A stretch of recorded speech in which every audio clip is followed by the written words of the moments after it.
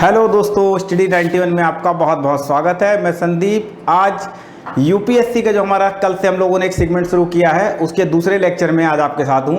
आज हम लोग ऐसे क्वेश्चन जो दंड प्रक्रिया संहिता यानी सीआरपीसी से बनते हैं उसके बारे में देखेंगे कि ऐसे कौन कौन से प्रश्न हैं। तो ज़्यादा समय न लेते हुए सीधे क्वेश्चन की ओर चलते हैं। और दोस्तों आंसर लगातार देते रहिए कमेंट बॉक्स में ताकि मैं देखता रहूँ।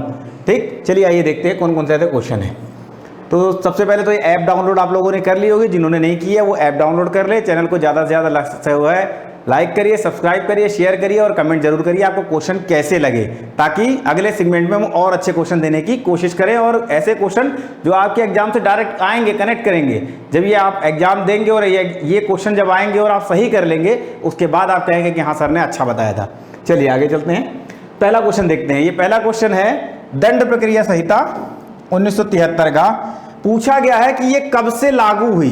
क्वेश्चन को देख लीजिए, दंड प्रक्रिया संहिता 1973। आप लोग को एक बात मालूम है ना कि ये सन क्यों लिखा होता है। जब भी कोई एक्ट, कोई अधिनियम, जिसको कहते हैं एक्ट माने अधिनियम, कोई संहिता यानी कोड, ठीक, जब लागू होता है तो उसके साथ ये लिखा रहता है ये सन। इसका मतलब होता है कि ये इस वर्ष में आई है, यानी इस वर्ष में ये लागू हुई है, एक तरीके से कहा जाता है। आवश्यक ये नहीं है कि जिस साल लागू हुई हो उसी साल बनी हो, इसलिए बनने का दिनांक होता है कि कब वो बनी है। ठीक, तो क्वेश्चन क्या है, दंड प्रक्रिया संहिता 1973 किस दिनांक से प्रवृत्त हुई। देखिए शब्द को ध्यान दीजिएगा, मैं तो आपको बेसिक चीज बता रहा हूं। ये सब रट्टा मारने वाला आप मार लेंगे, इसमें कोई बड़ी बात नहीं है। आंसर भी आपको पता है कौन सा आंसर है इसमें, लेकिन मैं आपको कुछ और समझाना चाह रहा हूं। प्रवृत्त शब्द आया, देखिए एक शब्द आता है प्रवृत्त, ठीक है, एक शब्द आता है प्रवृत्त, ठीक, और दूसरा शब्द आता है इसके साथ में प्रारंभ, ठीक है। तो ठीक, प्रारंभ भी आता है। अब ये जो प्रारंभ शब्द है, कई बार आप लोग कंफ्यूज कहां होते हैं आपको बता देता हूं। प्रवृत्त शब्द और प्रारंभ शब्द, कुछ एक्ट में दो डेट होती हैं। कौन सी होती है? दो डेट होती हैं। आप अगर अधिनियम पढ़ेंगे तो उसमें दो डेट मिलेंगी। तो डेट कौन कौन सी होती है? तो कोई भी अधिनियम, आपको पता है ना, जब कोई कानून बनता है कैसे बनता है, तो पहले वो लोकसभा में पास होता है, फिर वो राज्यसभा में पास होता है, इन दोनों से पास होकर प्रेसिडेंट के पास, राष्ट्रपति के पास जाता है। जब ये साइन कर देती है तो वो क्या हो जाता है, मान लिया जाता है आज ये बनके तैयार हो गया। तो एक डेट होती है कि जिस दिन वो बनके तैयार हुआ, ठीक। दूसरी होती है जनता पे लागू होना, कि किस तारीख से जनता पे लागू हो। कानून किसके लिए बनता है? हम आपके लिए ना, जनता के लिए बनता है। तो जब हमारे लिए बनेगा तो वो कब लागू हुआ, एक डेट वो होती है।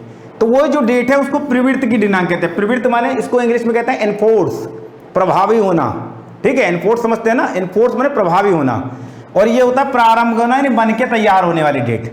इसलिए दो डेट इंग्लिश में जब एक्ट पढ़ेंगे तब भी मिलेगी। एक को कहते हैं एनफोर्स की डेट और एक को कहते हैं कमिंसमेंट की डेट, ठीक है। कमिंसमेंट की डेट कहते हैं, दो डेट होती है। ध्यान में आ गया आपको, ठीक। अब आप भूलेंगे नहीं। प्रवृत्त पूछा है, प्रवृत्त कब हुई है? तो 1 अप्रैल 1974 को। देखिए आप एक चीज यहां भी आपको समझ में आ जाएगी, क्या लिखा है? 1973। लागू जनता पे कब हुई है? 1 अप्रैल 1974। इसका मतलब बन के तैयार होने की जो दिनांक है वो 1973 की कोई दिनांक रही होगी और यहां पर 1974 है, ठीक है। तो प्रवृत्त की दिनांक महत्वपूर्ण इसलिए होती है क्योंकि वो जनता पर लागू होती है। तो आपका पहला आंसर तो ये हो गया, 1 अप्रैल 1974 को दंड प्रक्रिया संहिता। इसी को हम इंग्लिश में जो हम लोग जनरली पढ़ते हैं, लॉयर कहते हैं, सीआरपीसी में लिखा है। सीआरपीसी इसी को कहते हैं, ठीक है।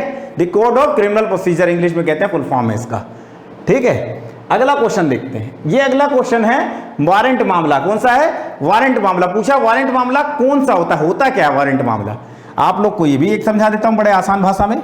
देखिए दो प्रकार के मामले जनरली होते हैं, एक होता है वारंट मामला, एक होता है सम्मन मामला। कौन कौन सा होता है? बोलिए मेरे साथ, वारंट मामला और सम्मन मामला। यहां पूछा वारंट मामला, दूसरा होता है सम्मन मामला। अंतर कहां होता है सिर्फ ये समझना है। तो ये पूछा वारंट मामला कौन सा होता है, अगर आप ये जान लेंगे तो इसका मतलब आपको बाकी चीज समझ में आ जानी चाहिए। तो देखते हैं क्या है इसका जो आंसर है। मैं पहले आपको आंसर बताता हूं फिर डिस्क्राइब करता हूं। आंसर यह है सी, ठीक है। जो किसी माने कोई भी आदमी जो मृत्युदंड, आजीवन कारावास, यानी आजीवन कारावास में लाइफ टाइम की सजा मिलती है जेल में रहने की, आजीवन कारावास, या 2 वर्ष से अधिक, ध्यान रखिएगा शब्द को ध्यान से, 2 वर्ष से अधिक, 2 वर्ष से अधिक, 2 या उससे नीचे नहीं, 2 वर्ष से अधिक अवधि तक के कारावास से दंडनीय अपराध से संबंधित होता है। यानी कि वारंट मामला कौन सा होगा? वारंट मामला मतलब केस, जो कोई आदमी ने अपराध किया उसको केस कहते हैं ना। वो केस जो है मृत्युदंड, आजीवन कारावास या 2 वर्ष से अधिक अवधि के कारावास के लिए, यानी कि इतनी सजा जिस केस में मिलती है वो वारंट मामला होगा और इससे कम मिलती है वो सम्मन मामला हो जाएगा। बात क्लियर हो गई है ना, आसान था। आगे चलते हैं, क्या लिखा है आगे? आगे लिखा है पीड़ित व्यक्ति, विक्टिम से अभिप्राय है, यानी पीड़ित कौन होता है भाई? आपको पता है ना, जो जिसके विरुद्ध अपराध होता है, जब भी अपराध होता है तो 2 लोग होते हैं ना।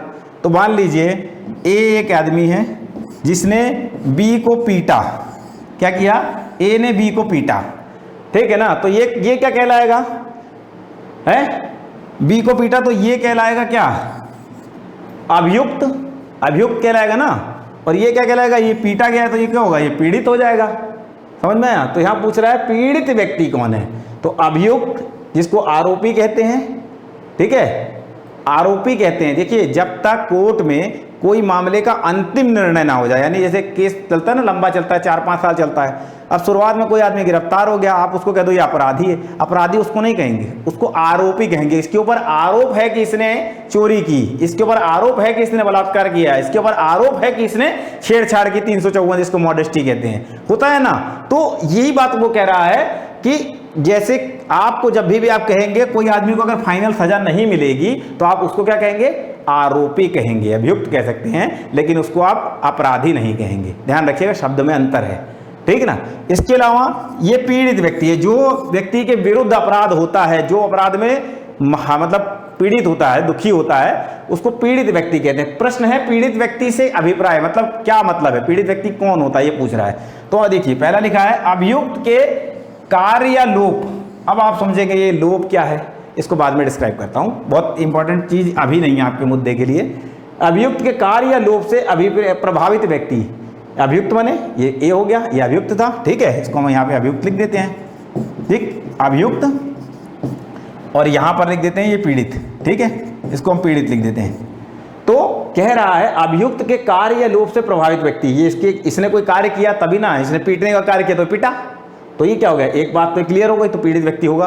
दूसरी बात लिखता है पीड़ित व्यक्ति का संरक्षण, तो पीड़ित व्यक्ति के अंतर्गत क्या आता है? संरक्षण की बात भी आती है, सुप्रीम कोर्ट के एक निर्णय में कहा गया, ठीक है। इसके अलावा पीड़ित व्यक्ति का विधिक उत्तराधिकारी, पीड़ित व्यक्ति का विधिक उत्तराधिकारी का क्या मतलब हुआ? मान लीजिए ये बी जो है ये किसी व्यक्ति का पिता है, बी जो है पिता है सी का, सी की हत्या कर दी गई है ना, तो पीड़ित व्यक्ति कौन हुआ?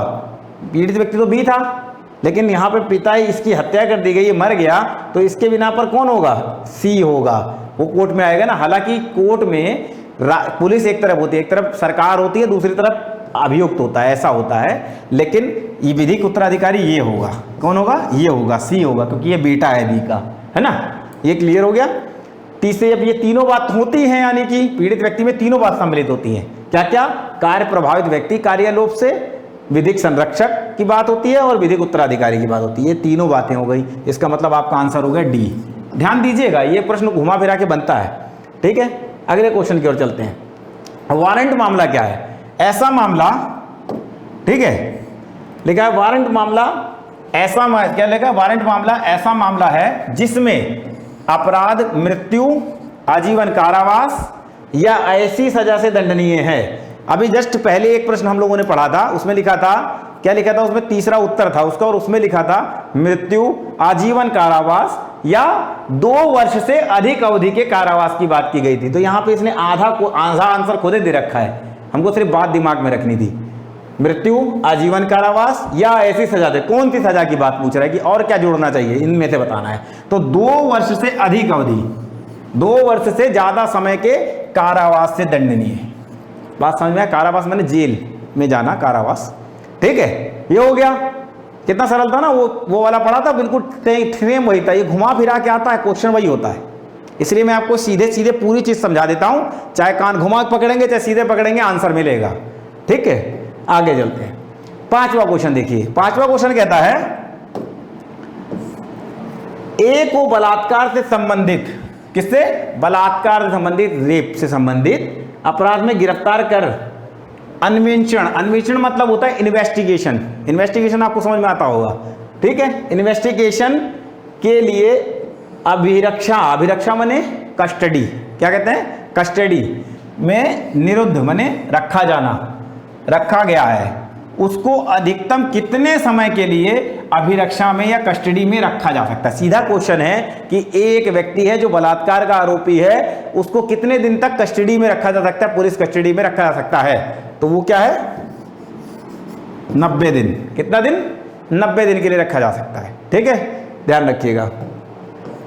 अगला क्वेश्चन, क्योंकि बलात्कार का था इससे ध्यान रखिएगा सब चीजें। ठीक, आगे चलते हैं। अगले देखिए, ये क्वेश्चन है किशोर के द्वारा, किशोर माने अब ये कौन होता है भाई, है ना, समझदारी वाली बात। तो मैं आपको दो बातें बताऊंगा तो किशोर आपको समझ में आ जाएगा। एक तो देखिए, एक तो है शायद 83 और एक है नहीं 82 है, सॉरी थोड़ा सा मेरे को मिस्टेक हो गया, 82 और 83, क्योंकि 84 तो मैग्नेटन का सिद्धांत है आईपीसी में। ये दो सेक्शन है, एक सेक्शन ये है, एक सेक्शन ये है। 82 और 83 क्या है, 82 और 83। 82 कहता है 0 वर्ष से, माने महीने का भी हो, 0 वर्ष से 7 वर्ष तक के बालक द्वारा किए गया अपराध।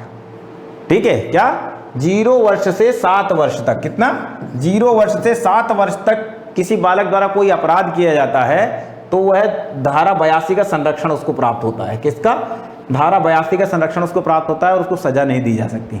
ये कहता है हमारा आईपीसी की, किसकी, आईपीसी, भारतीय दंड संहिता की धारा 82 इस बात को कहती है। ठीक है, कि इसको एक मैगजीम है, उसको कहते हैं इंग्लिश में डॉली इन कैपेक्स। क्या कहते हैं, डॉली इन कैपेक्स, ये उसके अंतर्गत आ जाता है, तो सजा नहीं मिल सकती। धारा 83 थोड़ा सा आगे बढ़ती है, कहती है 7 वर्ष से 12, कितना 7 वर्ष से 12 वर्ष तक के जो बालक हैं अगर वह अपराध करते हैं तो क्या होगा, उसके संरक्षण की बात 83 करती है। तो फिर स्थिति देखी जाती है कि वो परिस्थितियों को समझ पा रहा था या नहीं। मैं खैर इतनी टेक्निकल आपके लिए प्रश्न नहीं बनने वाले हैं, लेकिन मैं फिर भी समझा रहा हूं, ये ध्यान रखने योग्य बातें हैं। ठीक है, तो ये 7 वर्ष से 12 वर्ष तक के लिए 83 में कहा गया है। वयस्क कितने वर्ष पर होता है, आपको पता है 18 वर्ष पर। कितने पर होता है, कितने पर होता है, 18 वर्ष पर। हमारे भारतीय संविधान के अनुसार, यानी देश के अनुसार, मैंने सरकार के अनुसार वोट देने का अधिकार होता है हमको कब, 18 वर्ष पे। हालांकि शादी की उम्र 21 वर्ष से लड़कों की, ध्यान रखिएगा। ठीक है, सरकार मानती है कि देश चलाना आसान है पर घर चलाना मुश्किल है, इसलिए 21 वर्ष पे शादी करो। ठीक है, खैर ये 18 वर्ष क्या है, ये हमारी वयस्कता की उम्र है, हमारी वयस्कता की उम्र, यानी ये मान लेते हैं इसके ऊपर वाला वयस्क हो गया, समझदार हो गया। अब तो यहां पर क्या है, 7 से 12 के बाद का संरक्षण तो कहीं है नहीं, और यहां कितना है 18। तो 12 के बाद और 18 के पहले वाला आदमी जाएगा कहां भाई, अगर उसने अपराध किया तो वो बाल सुधार गृह में जाता है ना, सजा होती है। तो वो जो है बताया गया है कि उसी तरीके से बताया गया है कि ये किशोर के द्वारा, किशोर कौन होगा, यही होगा जो बीच में आ गया। ठीक है, किशोर के, हालांकि कुछ अपराधों में जुबिनाइल की उम्र को कम कर दिया, जुबिनाइल माने किशोरता की जो उम्र है उसको कम कर दिया है। क्या कर दिया है, आपको मालूम होगा 2012 का एक केस है, निर्भया केस जो दिल्ली में घटना हुई थी रेप की, उसमें एक ऐसा अपराधी था जो 18 वर्ष से कम आयु का था, वो बाद में छूट गया, दिल्ली में कुछ सजा काटा और फिर वो छूट गया, बाकी सबकी फांसी की सजा हुई। तो जो छूटा था व्यक्ति, वो व्यक्ति जो है किशोर किया था, किशोर था इसलिए वो छोड़ दिया गया सुधार गृह में जाकर के।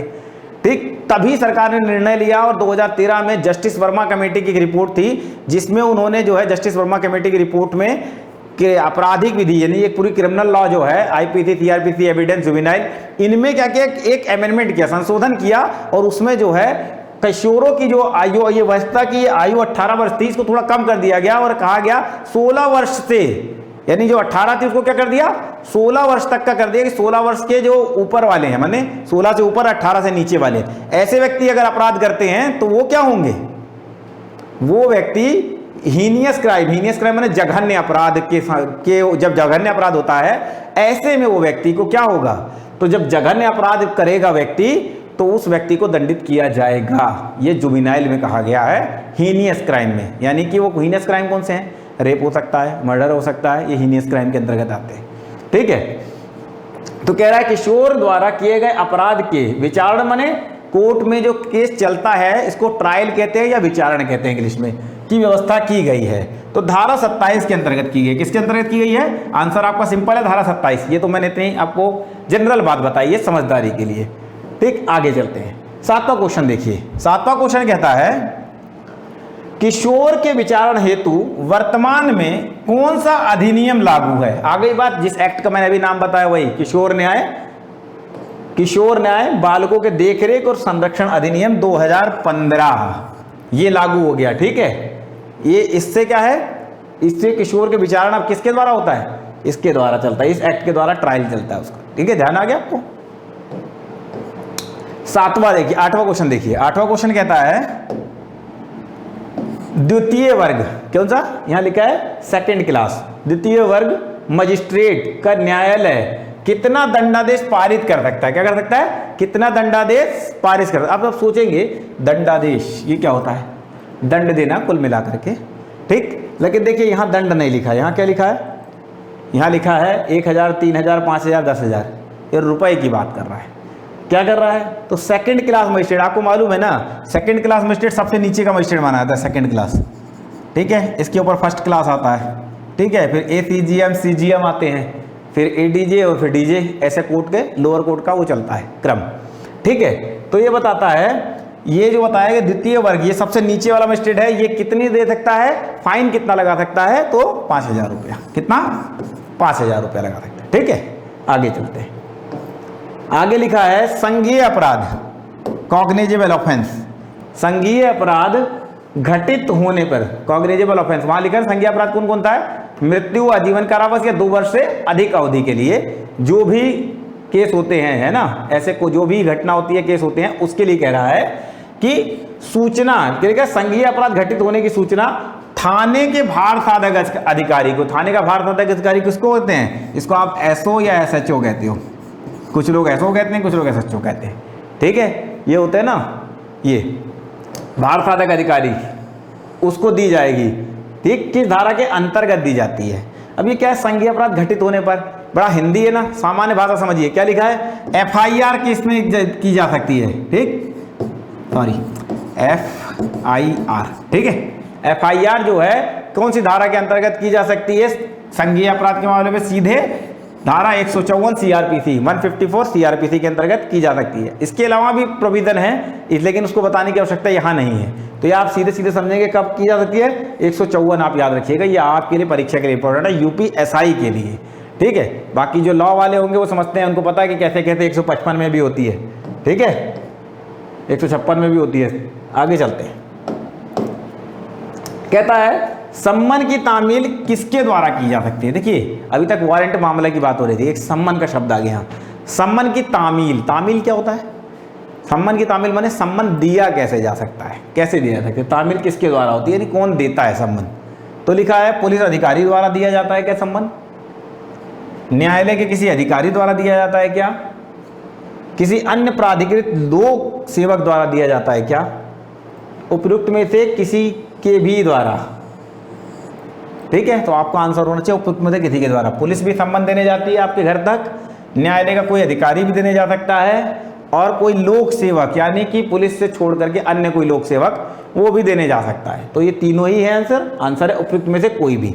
ठीक है, तो ये हो गया आपका, ये खत्म होता है यहाँ पर। हम लोग अगले सेगमेंट में मिलेंगे और बढ़िया शानदार क्वेश्चन के साथ, तब तक के लिए नमस्कार।